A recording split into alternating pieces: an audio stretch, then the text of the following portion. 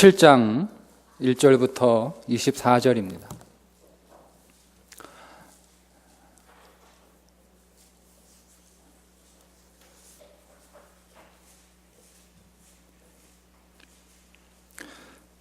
찾으셨나요? 자, 다 함께 읽습니다.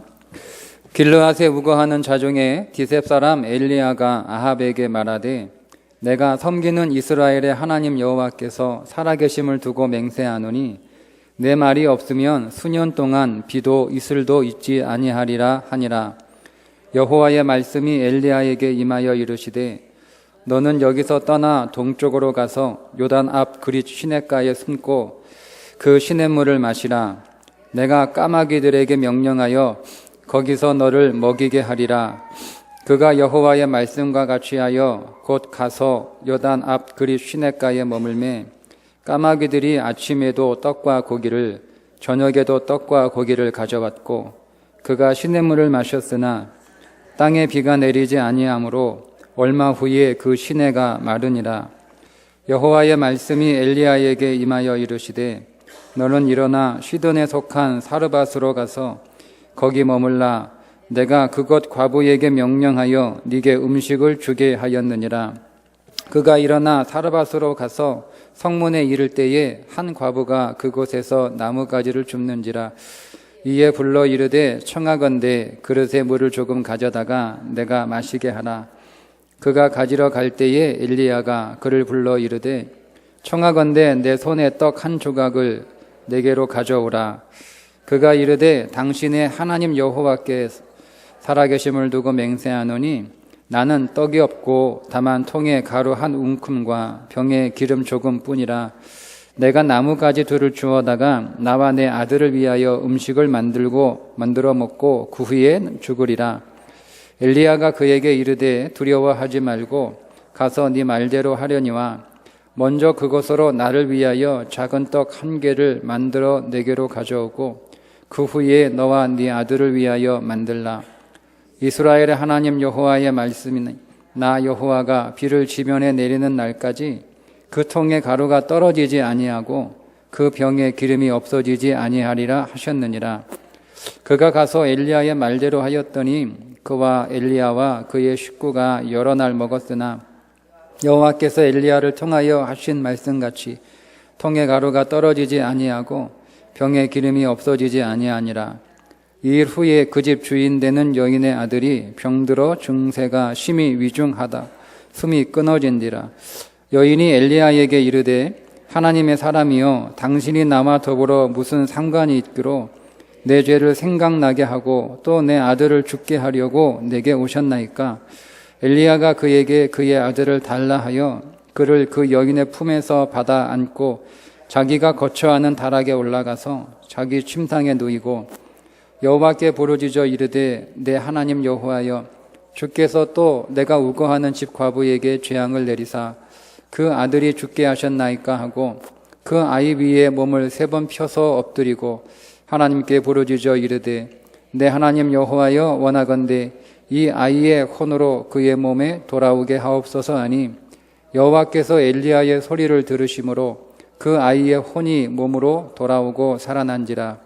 엘리야가 그 아이를 안고 다락에서 방으로 내려가서 그의 어머니에게 주며 이르되 보라 네 아들이 살아났느니라.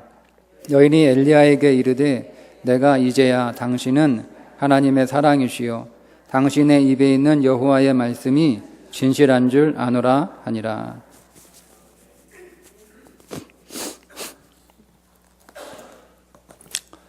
살아나려면 먼저 여러분 살고 싶은 의욕이 있어야 됩니다. 의욕이 없으면 아무리 살 수 있는 소망이 있고 또 아무리 살아갈 방법들이 있다고 해도 별로 살고 싶지 않아요. 그래서 살아나려면 살고 싶은 의욕이 먼저 있어야 됩니다. 그 다음엔 살 수 있다는 소망이 있어야 돼요.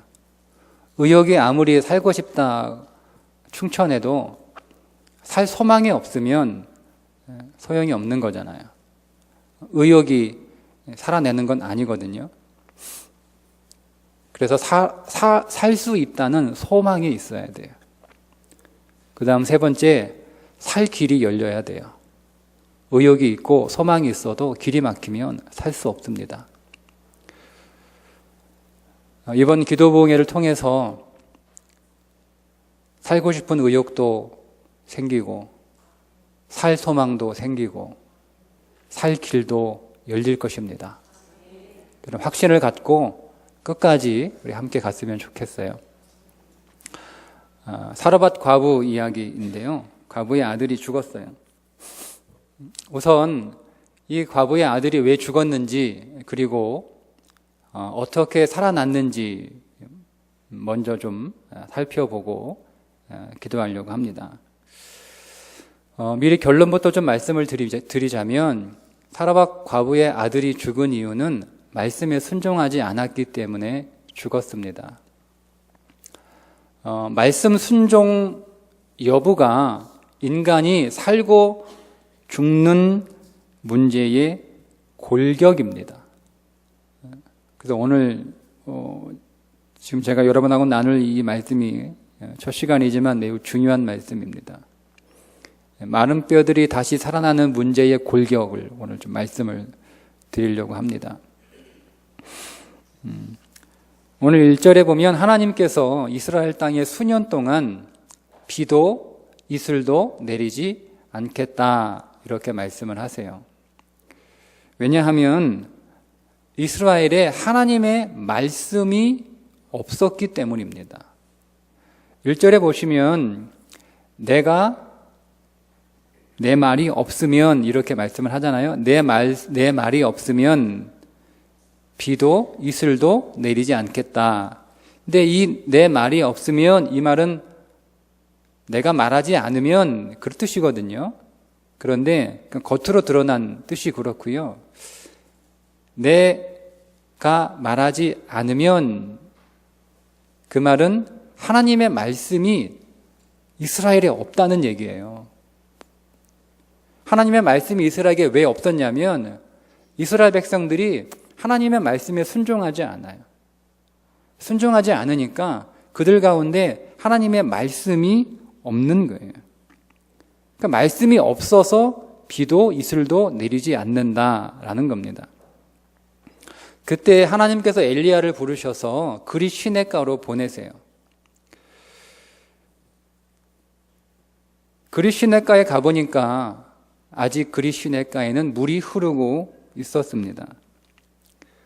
여러분, 충성된 하나님의 사람에게는 가뭄의 때에도 물이 있었다라는 것을 성경이 말씀해 주고 있는 대목이에요. 그곳에서 아침 저녁으로 까마귀가 떡과 고기를 날라다 주었습니다. 자, 이렇게 말씀이 흐르는 곳에는 양식이 떨어지지 않는다라는 말씀이죠.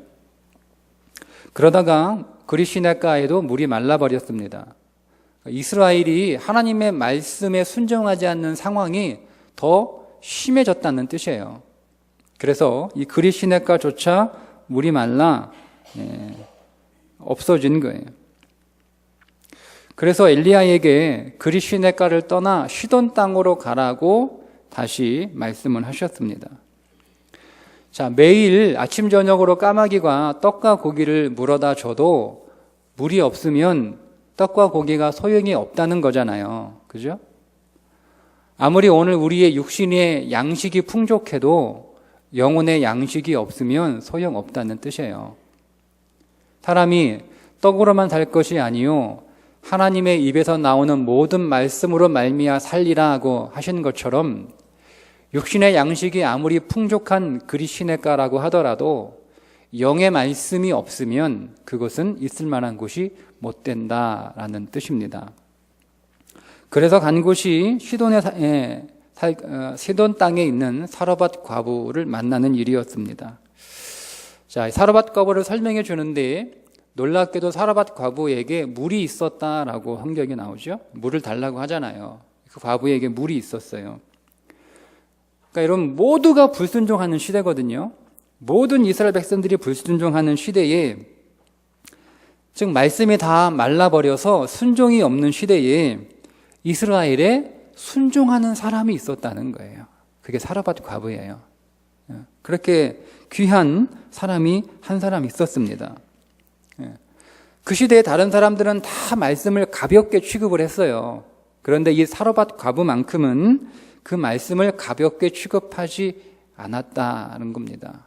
그런데 이 과부의 순종은 그렇게 큰 순종은 아니었던 것 같아요.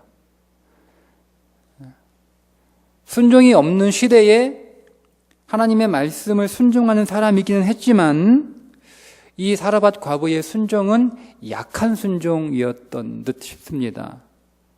왜냐하면 통의 가루와 병의 기름이 얼마 없었기 때문에 그렇습니다. 그래서 엘리야가 이 과부에게 큰 도전을 합니다. 목숨을 건, 생명을 건 큰 순종을 제안을 해요. 내가 지금 배가 고프니까 나를 위해 음식을 좀 만들어 달라는 거죠. 아니, 선생님, 제가 솔직히 말씀드리는 거예요. 제가 하나님 앞에 맹세코 솔직하게 말씀을 드리는데 통에 가루 한 움큼, 병에 기름 조금밖에 없어요.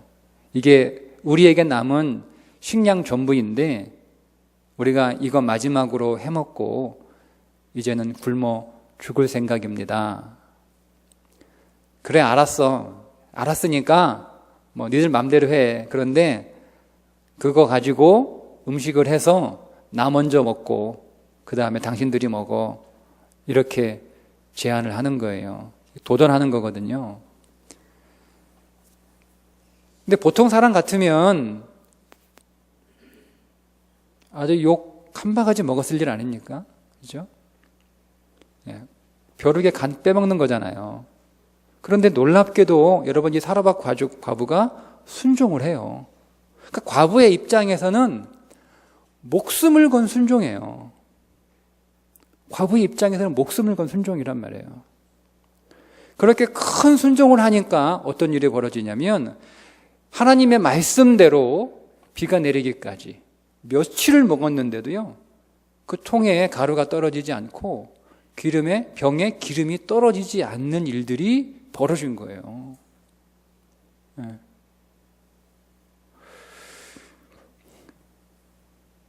목숨을 건 말씀에 순종을 하니까 기근의 때에 가루가 떨어지지 않고 기름이 떨어지지 않는 기적 같은 삶이 일어나는 거예요. 여러분, 순종이 기적을 낳습니다. 말씀이 기적을 낳습니다. 말씀으로 이 땅을 창조하신, 무에서 유를 창조하신 그 하나님처럼 말씀에 순종하는 삶을 살면 오늘 우리의 인생 안에 이렇게 여러분 기적이 일어나요. 그런데 얼마 후에 아들이 병이 들었는데 시름시름 앓다가 병이 막 증세가 심각해지더니 그만 이 아들이 죽고 말았어요. 이제 먹을 걱정하다가 그거 먹고 이제 우리가 남은 건 죽음밖에 없구나 이렇게 살아가는 인생이었는데 먹을 걱정이 사라졌단 말이에요. 기근의 때에 먹을 걱정이 사라진 건 삶의 문제가 해결된 거예요. 그래서 이제 살만하다 싶었는데 그만 아들이 죽어버린 거예요. 여러분, 이 여인이 얼마나 황당했겠습니까? 그죠? 그 마음이 얼마나 아팠겠어요. 그런데 이 아들이 왜 죽었게 되었을까 하는 거예요. 그죠? 제가 처음 말씀드린다. 이 아들이 왜 죽게 되었을까라는 거예요. 본문에는 이 아들이 왜 죽었는지 안 남아요. 그런데 본문의 문맥들을 좀 이렇게 연결해서 보면 순종을 멈췄기 때문에 아들이 죽은 것이다. 먹는 문제가 해결되니까 말씀의 순종이 없었던 시대에 그나마 좀 약하지만 순종을 했던 이 과부에게 어떤 일이 벌어졌냐면 순종을 뜸하게 하는 일이 벌어진 거예요. 먹고 사는 문제가 해결되니까 순종이 뜸해지는 거예요. 그러면서 순종을 멈춰버렸어요. 호세아서 여러분 오늘 큐티 4장 6절에 보면 네가 네 하나님의 율법을 잊었으니 나도 네 자녀들을 잊어버리리라 이렇게 말씀하세요. 그 말씀대로 과부가 먹고 사는 문제가 해결됐어요. 그러니까 말씀을 잊어버린 거예요. 그래서 순종하는 일을 뜨문뜨문 하거든요. 근데 그걸 엘리야가 보고 엘리야가 막 꾸짖었어요. 그리고 엘리야가 경고를 합니다. 그런데 이 과부가 엘리야의 말을 귀담아 듣지 않았어요. 그 말을 그냥 무시해버린 거예요. 그리고 결국 순종을 멈추었어요. 그리고 아들이 죽었어요. 근거 없는 소리가 아니고요. 17절에 이 일 후에 그 집 주인 되는 여인의 아들이 이 여인이 그 집의 주인이 된 거예요. 여러분 가정의 주인이 누구예요? 네? 주인은 그 집에서 말하는 사람이 주인이에요. 그죠? 그러니까 이 여인이 자기 집의 주인이 되었다 이 말은 이제는 자기가 하나님이 말씀하시는 하나님을 주인 삼는 삶에서 하나님 말씀을 안 듣고 자기가 말하는 자기 마음대로 하는 주인이 되었다는 거예요. 그죠? 또 한 가지는 뭐냐면 과부가 아들의 죽음 앞에서 뭐가 떠올랐냐면 자기의 죄가 떠올랐다라고 얘기해요. 18절 보세요. 내 죄를 생각나게 하시고 또 내 아들을 죽게 하려고 내게 오셨나이까 라는 거죠. 그러니까 이 여인은 이 아들이 딱 죽자마자 자기의 죄가 확 생각난 거예요. 이게 무슨 생각 났겠어요? 엘리야가 경고한 말씀이 생각이 난 거예요. 그러니까 엘리야한테 가서 막 뭐라 그러잖아요. 그죠? 그러니까 이 여인은 이 자식의 죽음의 문제가 자기의 죄의 문제와 연결되어 있다라고 생각을 한 거예요. 맞습니다. 그렇습니다. 그래서 이 사르밧 과부가 이 아들의 죽음 앞에서 회개하죠. 회개합니다. 하나님, 먹고 사는 문제가 해결되니까 제가 믿음이 나태해지고 제 긴장감이 사라지면서 하나님의 말씀을 가볍게 여기고 하나님의 말씀을 무시하고 그 말씀에 불순종하는 하나님 그 죄의 삶을 살았어요. 하나님 용서해 주세요. 이렇게 회개를 합니다. 그러자 아들이 다시 살아났어요. 그리고 과부가 그 아들이 살아나자 뭐라고 얘기하죠? 당신이 얘기한 그 하나님의 말씀이 진리군요. 이렇게 고백하잖아요. 마지막 절에. 하나님의 말씀이 생명이고 하나님의 말씀이 진리인 것을 그가 깨닫고 다시 그 말씀을 순종하는 삶으로 방향을 바꾸어요. 되돌아서게 됩니다. 여러분, 우리가 순종하지 않으면 말씀이 점점 안 들려요. 순종하지 않으면 말씀이 안 들려요. 여러분, 순종하지 않으면 말씀이 깨달아지지도 않아요. 여러분, 순종하지 않으면 말씀 앞에서 우리는요 답답함을 느껴요. 성경을 읽고 묵상을 하는데 그 말씀이 내게 아무 말씀도 하지 않아요. 그건 우리가 말씀에 순종하지 않기 때문에 그렇습니다. 순종하지 않는 자에게 말씀은 침묵합니다. 우리가 성경에 있는 활자를 읽는다고 해서 여러분 말씀이 우리 안에 있다라고 생각하시면 안 돼요. 여러분들이 매 주일마다 설교를 듣는다고 해서 말씀이 내게 있다라고 생각하시면 큰 오산입니다. 말씀은 순종하는 자에게 들리고 순종하는 자에게 임합니다. 우리가 순종하지 않으면 말씀이 들리지 않습니다. 그러면 말씀이 내 영혼에 들리지 않으면 내 영혼이 먹을 양식이 내 안에서 점점 사라지는 거예요. 그러면 그 영혼은 영혼의 기갈로 인하여 핍절하다가 결국 죽게 됩니다. 양식이 없어 주림이 아니며 물이 없어 가람이 아니요 여호와의 말씀을 듣지 못한 기갈이라고 하셨잖아요. 사람이 굶어 죽는 이유가 양식이 없거나 물이 없어서가 아니에요. 하나님의 말씀이 없기 때문에 죽는 거예요. 일하기 싫은 사람은 먹지도 말라고 말씀하셨죠? 근데 이 말의 겉 표면의 의미는 열심히 일해라 이 뜻인데, 영적인 의미는 성도에게 일은 뭡니까? 성도에게 일은 말씀을 순종하는 거예요. 그게 성도의 일이에요. 그 말씀을 순종하지 않으면 하나님의 양식을 주지 않겠다는 거예요. 자, 여러분 이제 과부가 왜 죽었는지 아셨고, 과부의 아들이 어떻게 죽었다가 다시 산지도 이제 아셨어요. 그죠? 그럼 두 번째 문제, 우리가 해결할 게 하나 더 있어요. 문제는 뭐냐면, 말씀 우리가 순종하고 싶은데 순종이 여러분 잘 되나요? 안 되죠. 그죠? 근데 여러분 이제 내가 지금까지 말씀 순종이 삶과 죽음의 문제다라고 쭉 이 17장을 가지고 설명해 드리면서 아마 여러분들 안에 그런 생각이 다 드셨을 거예요. 순종하는 거 알지. 그런데 순종이 어렵잖아요. 그죠? 이게 제가 할 수 있는 쉬운 일을 말씀을 드리면 여러분이 들으면서도 좀 부담이 없을 텐데 아마 들으면서 좀 부담을 되셨을 거예요. 순종이 잘 안 되니까. 순종이 어려운 거잖아요. 그죠? 말씀을 다 듣고 싶죠. 근데 내가 말씀을 듣고 싶다고 말씀이 잘 들리는 게 아니잖아요. 우리가 말씀에 순종하지 못하도록 방해하는 게 있거든요. 여러분들이 귀에 말씀이 들리지 않도록 방해하는 것들이 있어요. 그러니까 나를 순종하지 못하게 하고 나로 하나님의 말씀이 들리지 않도록, 내게 들리지 않도록 방해하는 이 방해물을 제거해야 돼요. 그거를 제거하지 않으면 여러분 말씀 들리지 않습니다. 그거 제거하지 않으면 순종하기 어렵습니다. 그 장애물, 그게 돈입니다.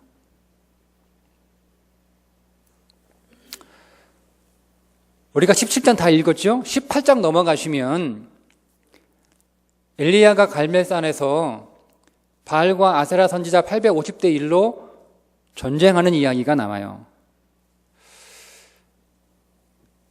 그리고 18장에 3년 동안 하늘에서 이슬도 내리지 않다가 드디어 큰 비가 내려요. 그런데 그 큰 비가 내리는 전제가 하나 있어요. 그게 뭐냐면 바알 선지자 450명, 아세라 선지자 400명이 죽는 사건이에요. 바알은 돈입니다. 그리고 아세라는 행복입니다. 이 바알과 아세라는 부부예요. 바알이 남편이고 아세라가 아내입니다. 한동안 이스라엘 백성들에게 어떤 공식이 있었냐면 생명, 리콜, 돈 플러스 행복이라고 하는 공식을 가지고 있었어요. 근데 성경은 그게 아니라는 거잖아요. 생명은 말씀이에요. 그래서 엘리야가 이렇게 백성들에게 얘기합니다. 너희들이 어느 때까지 돈과 말씀 사이에서 머뭇머뭇하려느냐. 둘 가운데 하나를 빨리 택해라. 이렇게 도전을 합니다. 그러니까 백성들이 도망가는 바알과 아세라 선지자들을 다 잡아다가 엘리야 앞으로 끌고 와요. 그리고 그 엘리야가 그들을 기손 시내가에서 다 죽여버립니다.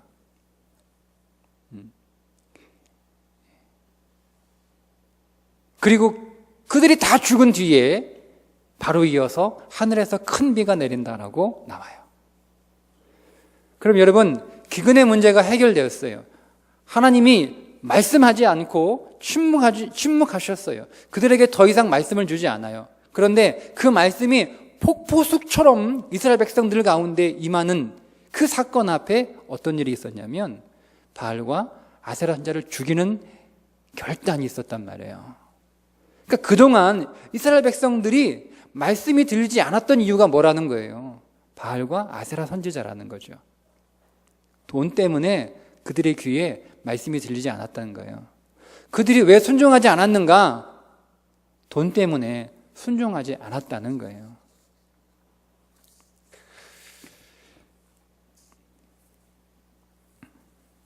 여러분, 돈을 쫓아가면 말씀이 들리지 않습니다. 우리가 돈에 집착하면 말씀이 점점 내 안에서 희미해집니다. 사실입니다.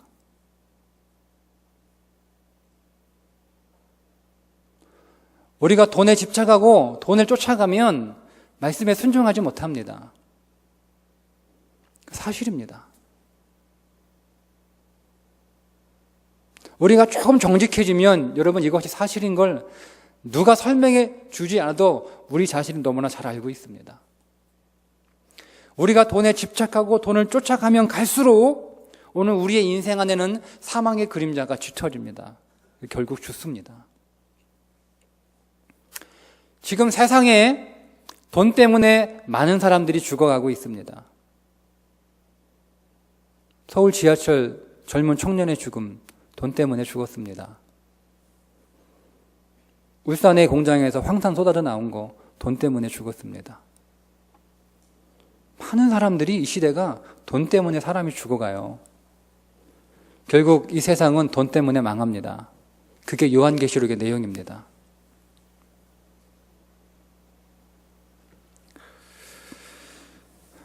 어제 제가 페이스북을 이렇게 보다가 기사 하나를 봤는데요. 말씀 쭉 하다가 연예인 얘기 할까 말까 고민을 좀 많이 했어요. 여러분 갑자기 확 이게 중심이 흩어질까 봐. 근데 한번 들어보세요. 가수 조영남 씨와 송창식 씨의 돈에 관한 생각을 비교한 기사예요. 조영남 씨와 송창식 씨는 공통점이 있습니다. 두 사람 다 음악에 천재적인 소질을 가지고 있습니다. 그리고 두 사람 다 처음에는 클래식으로 시작을 했는데 대중가요로 방향을 틀었습니다. 조영남 씨는 한양대학교 콩쿨 대회에서 1등을 해가지고 특차로 한양대에 들어갔다가 자퇴하고 다시 서울대에 들어간 사람입니다. 근데 서울대 다니면서 미 8군에서 아르바이트를 했거든요. 근데 돈을 굉장히 많이 벌었어요. 그러니까 자기가 돈 벌기 위해서 대학 가고 돈 벌기 위해서 공부했던 건데 지금 아르바이트로 여기서 이렇게 돈을 버는 돈이 엄청난데 굳이 내가 공부할 필요가 뭐가 있는가 싶어서 서울대학교 그만뒀습니다. 그리고 그 길로 계속 송창식 씨는 인생의 목적이 딱 하나예요. 돈입니다. 아니 죄송합니다. 조영남 씨는 인생 목적 돈입니다.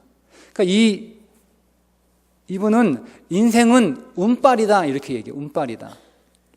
인생은 죄수와 운수로 되는 거다. 아무리 노력해도 죄수 없으면 운이 없으면 안 된다. 이게 이 사람의 인생관이에요. 그러니까 자기는 운이 좋아서 얼굴이 못생겼어도 이렇게 성공했다 이렇게 공경 얘기를 하거든요. 그러니까 이 사람은 목적이 항상 돈이기 때문에요. 돈이 이 사람에겐 선이에요. 그래서 이게 옳은 일인지 그른 일인지 판단하지 않아요. 돈 되는 일이면 일은 다 하는 사람이에요. 조영남 씨 대표곡이 뭐죠? 화개장터. 그거 하나 잘 불러가지고 돈 번 사람이잖아요. 그죠?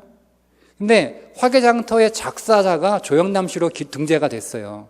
근데 이 사람이 쓴 곡이 아니에요. 전 국회의원 김한길 씨가 쓴 작사예요. 근데 남이 쓴 거 갖다가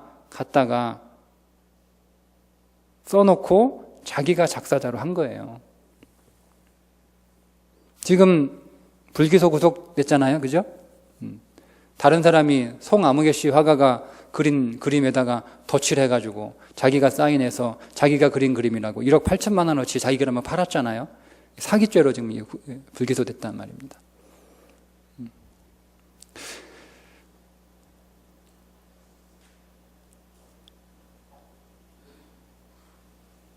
미국에서 신학 공부까지 한 사람이에요. 반면에 송창식 씨는요, 굉장히 가난한 사람이었어요. 근데 음악에 아주 천재적인 소질을 갖고 태어난 사람이에요.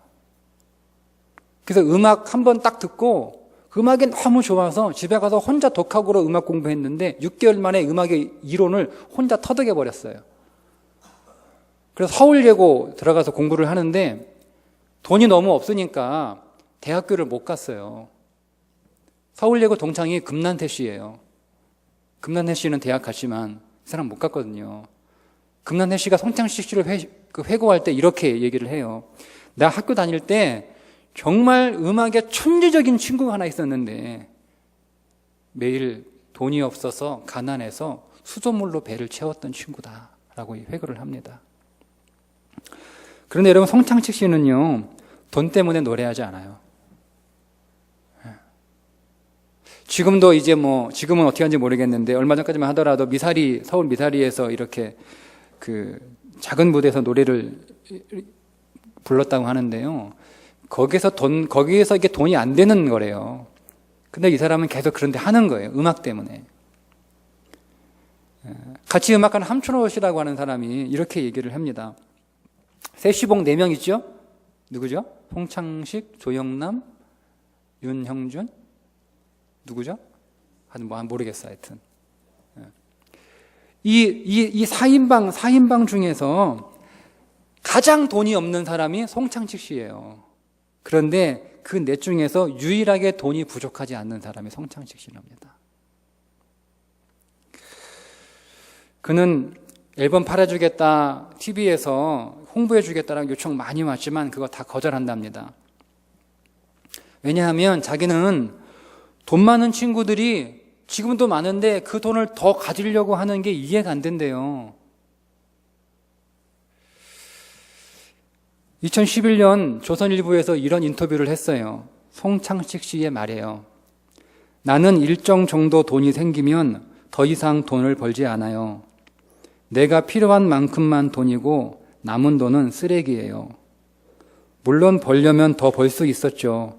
하지만 성경에 부자가 천국에 가는 것은 낙타가 바늘구멍에 들어가는 것보다 어렵다고 했어요. 천국에 가려면 죄가 없어야 되고 돈도 없어야 돼요. 천국에선 둘 다 필요 없으니까. 죄는 사실 돈보다 가벼워요. 죄를 가진 사람은 죄를 버리고 싶어 하는데 돈을 가진 사람은 돈을 버리려 하지 않잖아요. 너무 다른 삶을 살아가고 있는 거예요. 요즘 교회마다 청소년 사역자들, 청년 사역자들이 고전을 면치 못하고 있습니다. 교회마다 각 교회의 학생의 청년들 정말 다 힘들어요. 우리 교회도 예외는 아니에요. 왜냐하면 청소년들과 청년들이 돈하고 싸우고 있기 때문에 그렇습니다. 중학교부만 들어가면 그때부터 애들이 돈하고 싸웁니다. 그런데 안타깝게도 돈 앞에 다 참패합니다. 이기는 애들이 별로 없어요.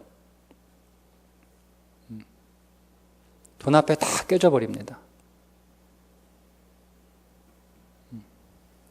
사실은 교회는 청소년들과 청년들과의 전쟁이 아니라 사실은 돈과의 전쟁을 하고 있는 거예요. 그런데 왜 청소년들이나 청년들이 왜 이 돈 앞에서 무력해지고 계속 참패를 하는가? 왜냐하면 그들이 어릴 때부터 돈 앞에서 무력한 세상을 보고 자랐기 때문에 그렇습니다. 그래서 그들의 그 마음과 가슴 속에 돈이 선이 되어버렸어요. 여러분, 부모들은 그 자녀 교육할 때 특별히 조심해야 될 게 2가지가 있어야 돼요. 돈과 관련해서. 첫째는 자녀들 앞에서 돈이 목적이 되면 안 돼요. 돈만 있으면 돼. 돈이 최고야. 돈 있으면 다 돼. 돈이 없는 게 문제야. 돈 있으면 사람 대접받아. 그러면 없으면 사람 대접 못 받아. 이런 말, 여러분, 이런 모습 보여주면 안 돼요. 2번째, 자식이 부모에게 뭐 해달라고 했을 때, 그거 돈 없어서 안 되겠다. 이런 말 하면 안 돼요. 해주고 싶은데 돈이 없어서 안 되겠어. 돈만 있으면 얼마든지 해줄 텐데 돈이 없어서 어렵겠다. 그런 말 하면 안 돼요. 그러면 애들이 돈이 목적이 되어버려요. 돈은 수단이고 필요고 그냥 도구일 뿐이에요. 그럼 애들이 뭐라고 생각해야 돼요? 아, 돈이 있으면 되고 돈이 없으면 안 되는구나. 돈만 있으면 다 되는구나. 그죠? 그러니까 돈이 되고 안 되고를 결정하면 되는 게 아니고요. 이게 필요한가, 필요하지 않은가. 첫 번째, 두 번째는 이게 하나님이 원하시는가, 그렇지 않은가. 여러분, 그렇게 열어가야 돼요. 설사 돈이 해주고 싶은데 돈이 없어요. 그렇더라도, 야, 이게 필요한가 한번 기도해보자. 두 번째, 하나님이 원하시는가? 하나님이 주시겠지, 주실 거야. 여러분, 이렇게 풀어가야 돼요. 그러니까 우리가 어릴 때부터 그렇게 돈에 대한 개념들을 정확하게 안 가르쳐 주니까 애들이 중학교만 들어가면 돈하고 싸우는 거예요. 돈 잘 버는 직업이 뭔지, 돈 벌기 위해서 공부하고, 공부 못하면 돈 못 벌고, 그럼 나는 실패자고, 그럼 나는 인생 나고자고, 이런 개념들을 가지고 있잖아요. 그러니까 애들이 돈 안 되는 교회 안 오는 거예요. 뭐하러 그 시간에 시간 낭비해요? 여러분, 이게 이 사회에 만연해 있어요. 심지어 교역자들까지.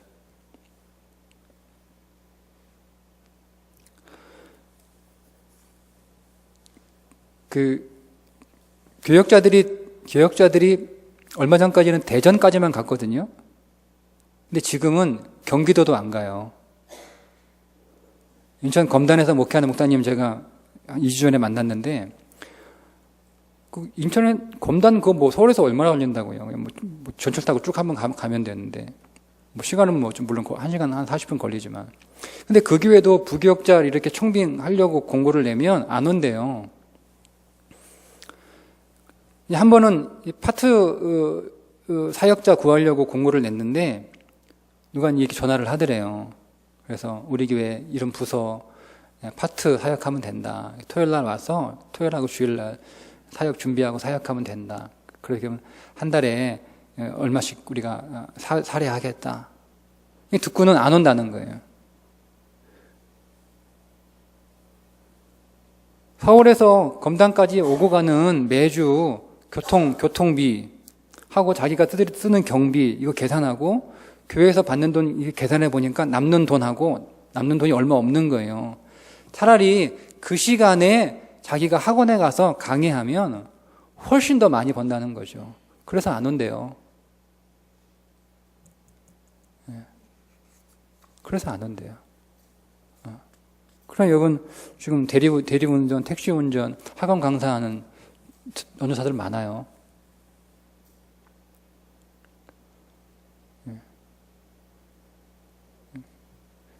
교역자가 이 정도니 다른 사람들은 교역자가 더 낫다고 하기도 그렇지만 그렇다는 거예요. 여러분 돈을 쫓아가지 마세요. 말씀을 쫓아가야 돼요.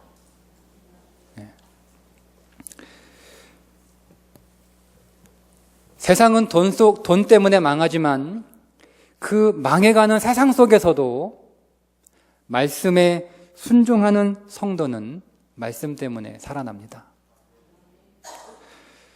세상은 기근 속에 시달리지만 말씀이 들리는 자는 그 기근 속에서도 그 기근을 이기며 그 기근 속에서도 승리하는 삶을 살아가요. 그게 오늘 17장의 내용이에요. 오늘 저와 여러분이 살아나기 위해서 말씀에 순종하는 삶 잘 살아갈 수 있기를 축복합니다. 찬양하고 우리 함께 기도할 텐데요. 찬송가 299장 찬양하겠습니다. 하나님 사랑은 온전한 참사랑 내 맘에